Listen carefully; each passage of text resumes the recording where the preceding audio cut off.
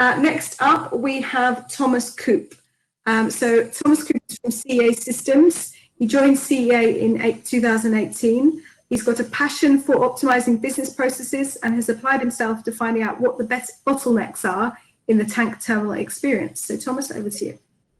Hi, Margaret. Thank you for that introduction. Welcome everybody to my presentation. Today, I want to talk about how to manage your asset data remotely during this COVID-19 situation. I want to start off with introducing myself. Again, my name is Thomas Koop. I'm the Customer Support Manager of SEA Systems. And at SEA Systems, we have over 40 years of experience in supplying software solutions for the bulk liquid storage industry. And we're specifically focused on asset data management. And we do so by using our Plant4D software and implementing it at our customers' site. Plant4D is a data-centric approach to managing asset data. So before I want to dive into the COVID-19 situation, I first want to bring up some points that were valid before COVID-19 and will hopefully be valid again after the COVID-19 when we get back to normal. We did some research with some of our customers to check how much time they actually spend per discipline on retrieving, verifying, and updating asset data before they can actually start their work, start their day using that data to make decisions and to do their actual jobs. And we saw a great variation between the disciplines, as you can see in this table. But on average, it amounts to about 2 hours per day wasted. And we say wasted because it's time that you shouldn't be spending on checking data. You should just be finding data and doing your actual jobs, adding value to your processes. So that time wasted, it goes to checking drawings in physical locations. And I say physical locations because sometimes it's drawings actually in drawers, but also data, for example, stuck in local systems, local Excel systems, local files, all kinds of things that you don't want, because a lot of departments have this. They self-optimize their own information, and then they're not sharing their data with other departments. And that can cause a lot of problems, especially if you're not sharing and you're not aware of the existence of that data. It can mean that you are making decisions on data, even though your data is not complete. And that makes your decision-making process is prone to making mistakes. What we also see is that field checks it's a common thing in our industry. But if you do a field check, make sure that you update your data so your colleagues can use the same knowledge that you just gained from doing the actual field checks. People don't do that enough or not in the way that they should do. So what's going to happen is that they do even more field checks. Well, during COVID, we all saw that things complicated, things changed. And what we specifically saw is that meetings became a lot harder to hold. Meetings, of course, there's now this barrier. You have to do it through video conferencing, webinars like we're doing now. But before, you could just go into a door, just knock on the door and ask your colleague if they have some information for you. And of course, it only led to an increase in the departmental silos that we've been experiencing even before COVID-19. So yeah, things escalated. What we saw is that every department is looking at the same asset. This was before COVID-19, but even more so during COVID-19, looking at the same asset, trying to do their best, trying to do everything they can within their discipline, optimizing the hell out of their processes, but oftentimes forgetting that you're working together on the same asset. If you do need to integrate, usually that led to escalations to management. And of course, management does not want to be a broker to communicate and facilitate the communication between the different departments. Management wants to be focusing on making the strategic decisions. So asset data during COVID-19, what does it mean? Difficulty for communicating. It's just making those data that is scattered all around the different departments even more inaccessible. And like I said, that's even a bigger problem if you don't know of the existence of that data. It's one thing if you know of the existence, you just go around until you find it. But if you're not sure if there's more up-to-date or valid data out there, it can be a long search. And of course, that's not very efficient. Also, field checks have become an even more strenuous activity because before you just went out there, but now there's a lot of colleagues actually working from home. But if you are working in the office, there's a lot of procedures you need to adhere to just to make sure that you're all keeping your distance, making sure that you're staying COVID-19 proof. Because that's what we need to do. Well, in the future, not just after COVID-19, but also in general, we want to make sure that departments are working together more. We want to make sure that they're aligned, but without increasing the need for communication. We just want to make that communication more effective, more efficient, creating more alignment, and just making sure that we're all using that same data. Because using the same data and having that data up to date and validated, that's the only way to make sure that you're making the right decisions. And that's what we all want to do. Well, we have some more goals for the future, really. We want to make sure that your field checks don't have to be physical field checks anymore. We want to make sure that you can do that just from home or from the office by having a digital environment where 3D point cloud scans and 3D models will allow you to do field checks that you would normally need to go outside for. Also, we want to make sure that paper copies are rendered useless. All of the data should now be covered in local systems, local files, local documents, not drawers for that sake. They should be covered in one central system that you can access from home. And of course, all of that will increase the integration of the different departments and break down the silos that they're in. If you're no longer keeping your data to yourself, but if you're sharing that data, you will now be informed and can be able to work as a unit. Well, of course, we are a software supplier, and of course, we are just addressing this point because we have a solution. Our future is something that we can create together with our customers using our software called Plant4D. Plant4D is a data-centric software solution, which means the data is central to it all. But what we oftentimes see is that different departments are speaking in different languages, and we want to reduce that down to one thing. We just want to reduce down data to its core essence and so that they can understand it. And we found by visualizing data, by making sure that everyone recognizes the asset as they see it, as they recognize it, they can now communicate more easily with that. We've done so by creating data models in such a way that it can also be visualized. This 3D visualization of a demo that we have that you see here is actually a database rendered in real life. And because it's a database, every point in here, every tank, every asset is actually clickable. And you can add data to that asset. That way, we all speak the same language and you're looking at it just in a way that you all understand it. It doesn't matter what kind of name you give to that specific asset in your discipline. It just matters that you recognize the asset. Well, of course, people work in different ways. So if you're really visual like me, this will work excellently for you.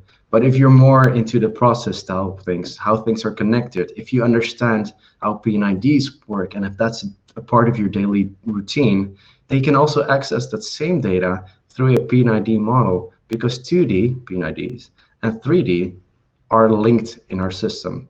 So if I click on that tank in the 3D model, I can also click on that same tank in the P&ID. And of course, everything is clickable in our software. Data can be attached to it. And this is just an example of how data can be attached to it. You see all kinds of different fields, and these are fully customizable. We have no limit to the amount of data fields that you enter in your data system. We also are able to give our customers the guidance that they need to allow specific users to see specific kinds of data so that they're not overthrown by all the kinds of data that they see, but just see the one that they need. If they need more, it's still accessible in our software system. Because our software system goes beyond just Plant4D. What we see is we want to break down the Plant4D, the departmental silos that people are working with. So we allow customers to link their different software systems in such a way that the data of that asset is always up to date in Plant4D, but also vice versa. So everything that's now linked to the data-centric solution called Plant4D will be up to date and validated. Because we bring together every discipline. We make sure that those departmental silos are history. And of course, you want to make sure that your data is up to date, but you also want to make sure that it's validated. You want to see that data and you want to think, all right, I have this data now, I have this overview, I want to make decisions. Because you don't want to spend those 2 hours on validating the data. That's why we provide management of change processes within the software, just to make sure that you're able to include all the different stakeholders that you need to validate any changes that are made. And we do so by securing your data model, not just for now, but also for the future. Because like I said, software like Plant4D is really useful, but what's even more useful is that the data is secured. So you want to take that different software systems from every discipline that's using an asset or working on an asset, and you want to link all of that using Plant4D. So your Plant4D will be your one source of truth, your one overview of all that asset data. But every linked system from now on also holds that same valuable validated data as long as it is linked. So Plant4D is a really interesting solution and has provided our customers already with a lot of benefits, but it can also provide a lot of benefits for you. We want to make sure that data from now is your primary and permanent asset. What that means is that physical assets are really important for your operations, but your decision-making process is about the asset data. So by making sure that your asset data is now your primary focus, and that's also secured from the future, you can use all of that data to make the best decisions possible. All of that is going to lead to breaking down silos. We don't want to increase the need for communication. We just want to make sure that your communication is more efficient and more effective. And all of that's going to lead to savings. We did research and we saw an average of 2 hours per day. Well, 2 hours per day, that's a lot of money. That's a lot of manpower you cannot spend on anything else. And of course, you're still going to need to check your data before you make a decision. But let's reduce that down to, let's say, 1.5 hours per day gone. So you're just going to spend half an hour a day on checking your data, and you know where it's going to be. You open Plant4D, and one click of your finger, you're going to find that. Whether that's through a browser, whether that's on your own computer, it doesn't matter. Plant4D will allow you to access your data in any way that you need, 3D, 2D, or 1D. Let's see. All right. All of that, of course, is not just going to lead to shorter time spent on checking data. It's also going to lead to faster and higher quality decision making, because you're going to make your decisions based on more data. And you're going to be sure that that data is now validated. And that's really important, especially if you want to make decisions now and on the spot. You need data now and not tomorrow. Well, of course, we are very interested in learning more about you. And we are also hoping that you are very interested in learning more about us. So if you want to reach out to us and ask us questions, please do so. And don't forget, we're here for you, but you're also here for us. We'd love to learn about you and your processes. We'd love to see if we can actually help each other. We in this process should learn from each other, and that way all become better because of it. I'm just going to ask you two things. One, if you have any questions, please ask them. I already see a couple of them coming in. I'm going to try and answer all of them. If I don't worry, my colleagues will get back to you, or I will. And also, I want to invite you cordially to our next webinar next week. It's going to be about how asset data can improve your maintenance processes, which is, of course, a really interesting topic as well. All right, I'm going to turn my head now to the question section, and I'll try to answer them right away. Thanks, Thomas. That's really interesting. 1.5 hour saving is really impressive. So I'm sure there'll be a lot of interest in that. We just have a couple of minutes for questions. Somebody asks, how does this differ from a digital twin solution?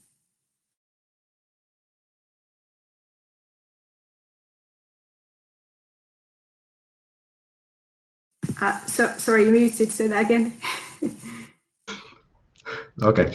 Well, a digital twin solution is actually very similar to our solution. The only thing is that a digital twin solution is a snapshot of your data. We don't provide a snapshot, which is temporary. We provide something that's up to date.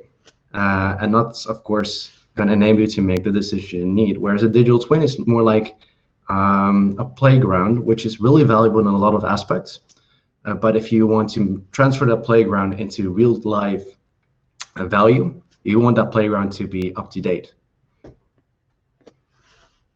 Okay, thank you. And Martin asked, what is the underlying IT technology for your solution? All right. So we work with an open database model, and that's actually an SQL Server model. The nice thing about that, it's open. It's secured in such a way that it's open at the customer side. So we don't own the data. We're not a data broker. The data is the customers always. And what's really nice is that SQL engineers is not something that's specific to Plant4D. It's really open in the way that people can learn about it. It's easy to learn about it and also easy to work with it. So it really empowers the customer to do a lot with the data. Okay, thank you. And someone asked, does it mean that all the data has geographical information attached to it, such as GIS or BIM? Does it mean yes and no? Because it's possible to add the data.